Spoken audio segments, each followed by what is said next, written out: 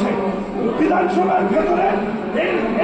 এর আগে গৌরাঙ্গবাবু, দেবলীনা হেমব্রম, আব্দুল মান্নান, মনোজ টিক্কা, গৌরমণি মাহাতোকে মেরে হসপিটালে পাঠিয়েছিল।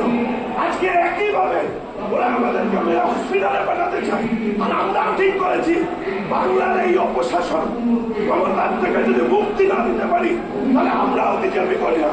কত বার মারবে, কত দিন মারবে, আমাদের রক্ত শেষ হয়ে যাবে, কিন্তু ওদেরকে আমরা ছাড়বো না।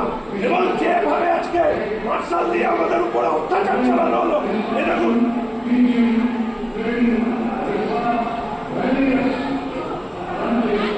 দেখুন চশমা পর্যন্ত এইভাবে ঘুরিয়ে দিয়েছে, ঘোরের মধ্যে ফেলেছে। এই বয়স ওনার স্পাইনাল কর্ডে প্রবলেম, পেছন থেকে খোলা করে টানছে। এই হচ্ছে মার্শালদের ভূমিকা, এবং এই ভূমিকার পেছনে নির্দিষ্টভাবে রাজনৈতিক ডাইরেকশন ছিল, পলিটিক্যাল ডাইরেকশন। মানবীরা মারায় তার গায়ে হাত দেওয়া হয়েছে। এই চলছে বিধানসভার অভ্যন্তরে। রাজ্যে দুষ্কৃতি আর পুলিশদের দিয়ে বিরোধী কণ্ঠস্বর চুপ করানো হয়, আর এখানে মার্শাল দিয়ে আমাদেরকে মারা হচ্ছে।